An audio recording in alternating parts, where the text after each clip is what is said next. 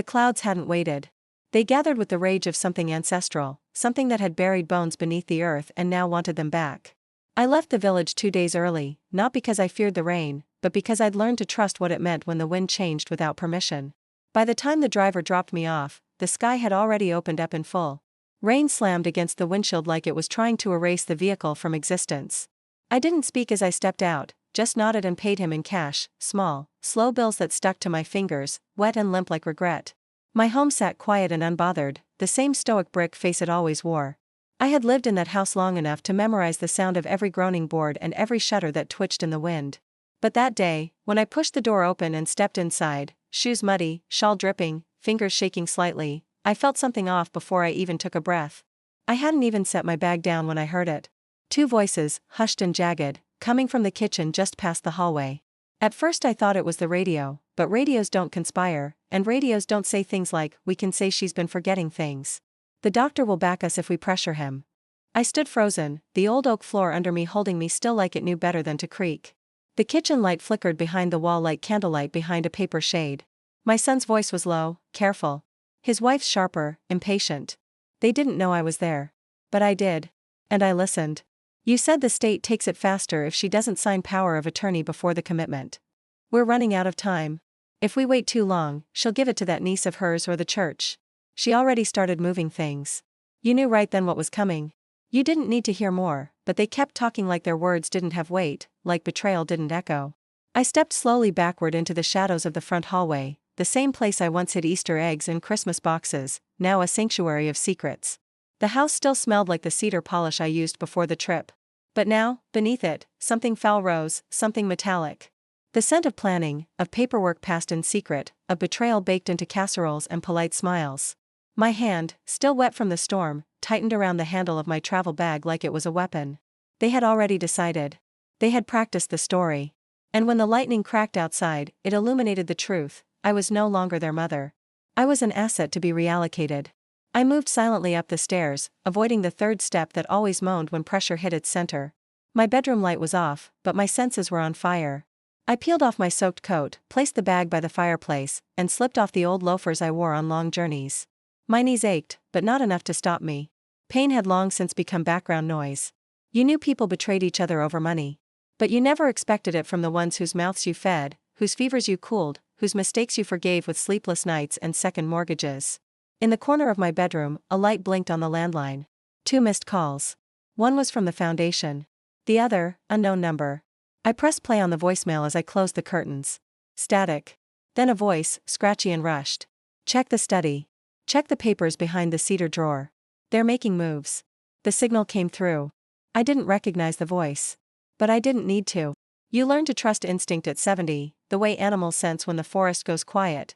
I stood there in the dark, still damp, bones humming like tuning forks. They were going to commit me. Strip me. Take what I built. And they thought the storm was outside. The hallway light hummed like it knew a secret, flickering just enough to cast the crown molding in warped shadows. I sat on the edge of the bench by the grandfather clock, still wrapped in silence, my hand resting on the smooth, dark grain of the wood. That clock had outlived marriages, deaths, wars, and now it ticked down the seconds of a betrayal so thick, I could almost taste it in the back of my throat. From the kitchen, my son's voice dropped even lower. "She won't know we were listening in on her calls. We keep the signal booster in the attic for a reason." My breath caught, not out of fear, but out of confirmation. "You knew something was off the week before you left for the charity trip. Your laptop started stalling. Emails never sent. And that look, how his wife smiled just a beat too long at the reading lamp, the one wired into your office's breaker.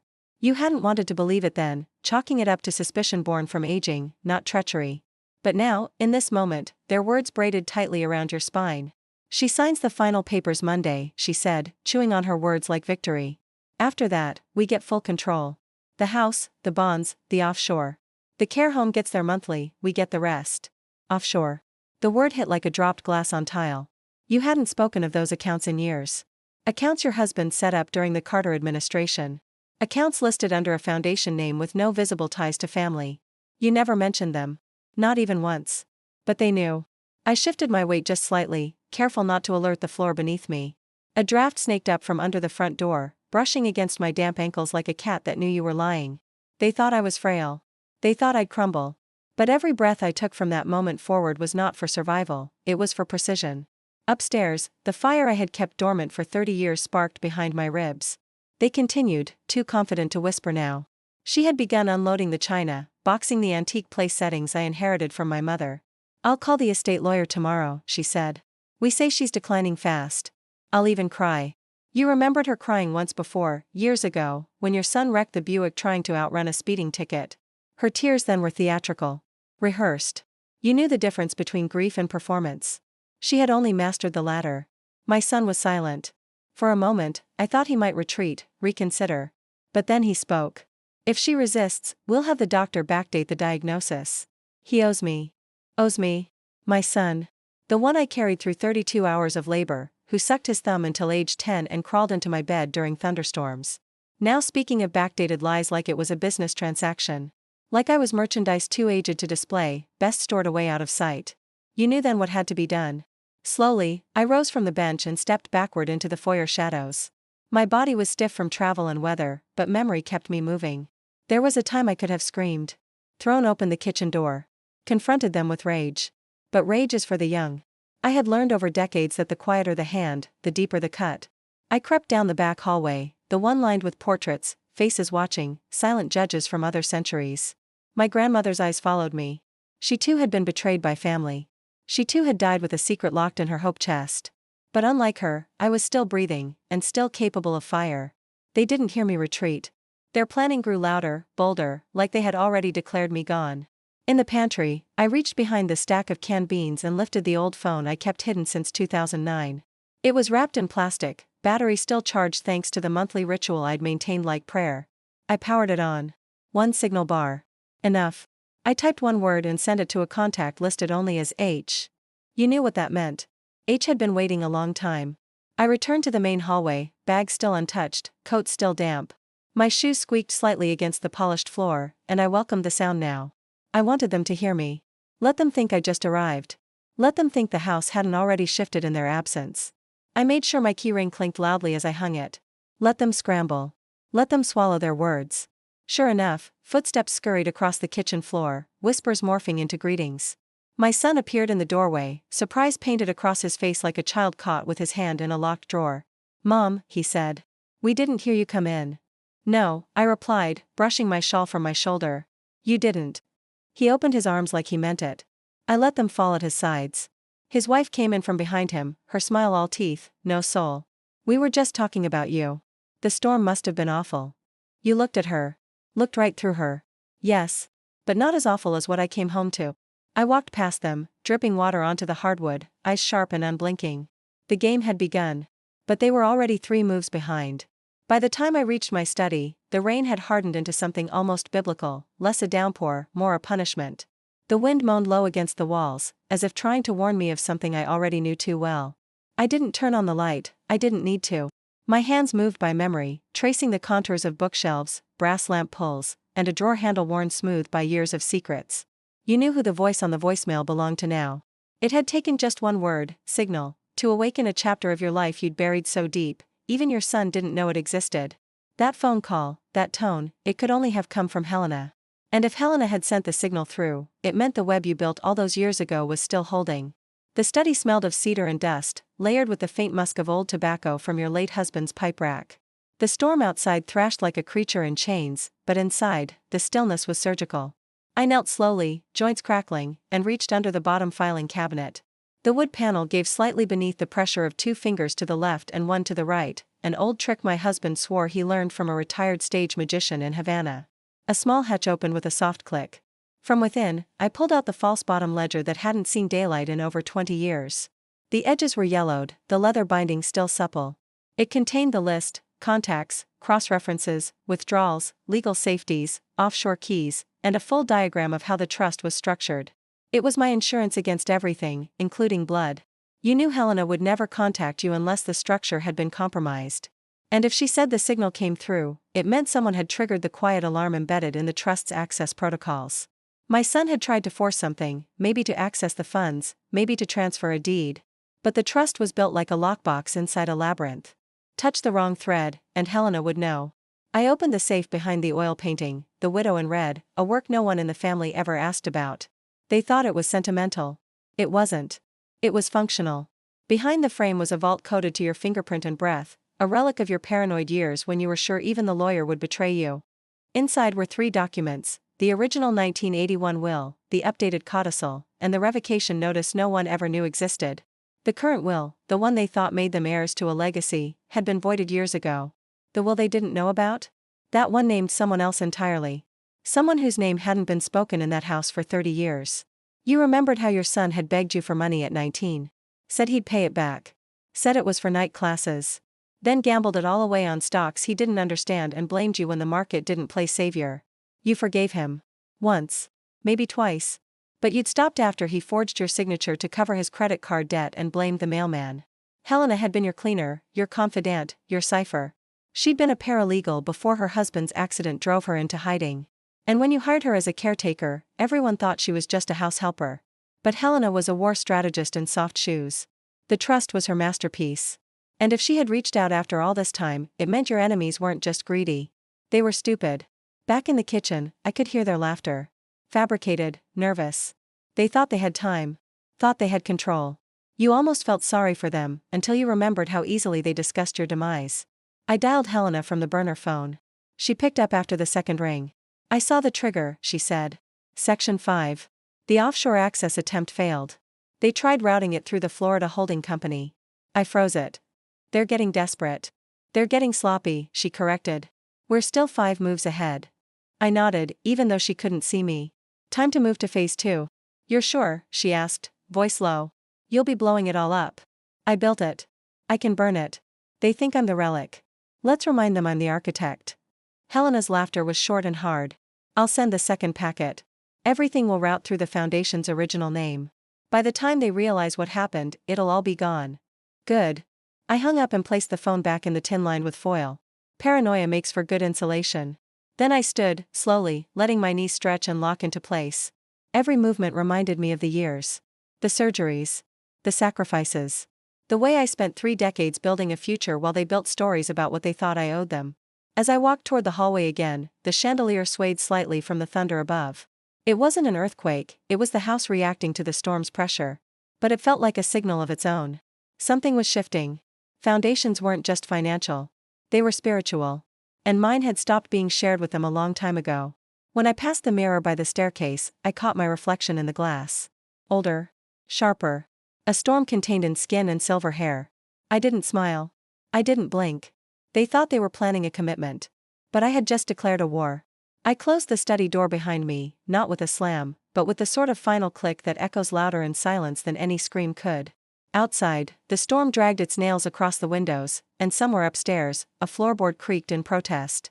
I turned the deadbolt on the study's secondary lock, a quiet habit they never noticed, but tonight, it was a barricade. The scent of cedar from the old armoire filled the room, its wooden ribs housing more than mothballs and outdated cardigans. I pulled open the bottom drawer, its interior lined with velvet, its hinges still smooth despite years of neglect, and felt under the false lining for the real legacy they never knew existed. Beneath the cushion, buried in dust and the perfume of memory, lay the box. It was no ordinary box. Small, lead-lined, etched faintly with your husband's initials. Inside it, a series of mini DV tapes, 2 microdrives, a faded photograph of a man smiling on a porch in Jakarta, and an envelope with your handwriting in firm, black ink, in case they forget who I was. You knew the day would come when you'd need proof, not of love, but of betrayal. They'd paint you as senile, paranoid, confused. But they didn't know you had spent the last 15 years collecting receipts in plain sight. Audio recordings of conversations they thought were private. Email logs stored under aliases. A full transcription of the call where your son mocked your will, thinking you were already halfway gone. And still, you let them eat at your table. Still, you kissed their cheeks on Christmas morning. Because that's what restraint does, it watches and remembers while fools believe it's sleeping. You powered on the small desktop hidden beneath the false bookshelf. Helena kept it scrubbed, untraceable. The camera feeds loaded slowly, pixel by pixel, revealing every blind spot they thought they had. Hallway. Kitchen. Garage. Their bedroom. The camera in the hallway showed them standing by the liquor cabinet now, pouring themselves something expensive. You knew the bottle, a 1987 Armagnac meant for your next anniversary with a man long dead.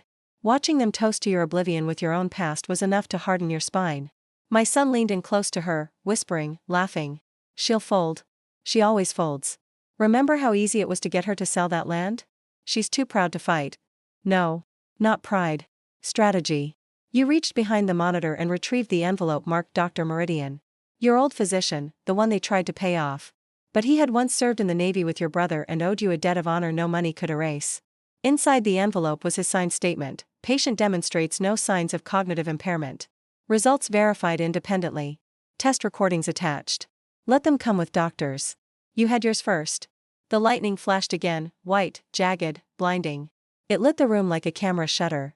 In that split second of brilliance, you caught your reflection in the glass of the study's cabinet, an old woman cloaked in shadows, surrounded by evidence and oak and rage.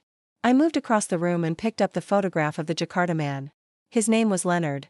A trust attorney who helped me structure the original international clauses. He vanished in 2002. Presumed dead. But only you knew he staged it to escape a family just like mine. I never blamed him. You opened the second drawer. Inside, 2 burner phones, 3 USBs, and a silver necklace that hadn't seen your neck since your 40th birthday. The chain was hollow. Inside, a chip. And inside the chip, leverage. They thought it was about money. It was about legacy. The rain kept falling. The wind cried out. Somewhere downstairs, the front door opened and shut. More footsteps. Perhaps they thought they could rush the timeline. You knew them well enough to know panic would come before dawn. Back at the monitor, I watched as my son walked down the hallway toward my room. He opened the door slowly, softly, like a thief, like a coward. He stepped in, looked around, saw the bed untouched, still made. "Where is she?" he whispered to his wife behind him. They looked at each other. "She didn't hear us," she hissed. "She just got back." "You sure?" "No," she said. "Not anymore." You turned off the monitor. Let them wonder. The time for hiding was ending. The signal had already passed. The documents were en route. Helena would be at the courthouse in 6 hours. And the Foundation's name was about to reappear on every document they tried to suppress. You opened the closet and took out the long black coat. The one they mocked you for keeping. Too heavy, they said. Too outdated. But it was stitched with silk compartments and hardened resolve. As I slid the coat over my shoulders, a memory returned: my son, 5 years old, hiding behind the same desk after breaking a vase. I forgave him in a heartbeat then. But this? This would not be forgiven. This would be documented. Sealed. I didn't sleep that night. The storm didn't let me, and neither did the memories. I sat at the small antique desk near the bay window, the one I bought after my mother died, scribbling names into the margins of old legal pads, names I had buried deep, ones I never thought I'd need again. You don't reach 70 without knowing where your enemies live, but tonight, it was time to remember where your allies were buried too. At 4:13 a.m., the power flickered, and I could hear them stirring. Footsteps overhead. Water running. Cabinets opening. The house had always made them bold in the daylight. But darkness, real darkness, tests a person's courage. And that's where I thrived. You knew the moment had come to pull the first string. Not the big one. Not yet. Just enough to make them paranoid. I took the notarized copy of my living will and slid it into a manila envelope. On the front, in looping black ink, I wrote a name I hadn't spoken aloud in years: Ms. Delphine Cargill, my granddaughter from my first marriage, the one they pretended didn't exist. They always dismissed her. Called her unstable. Wild.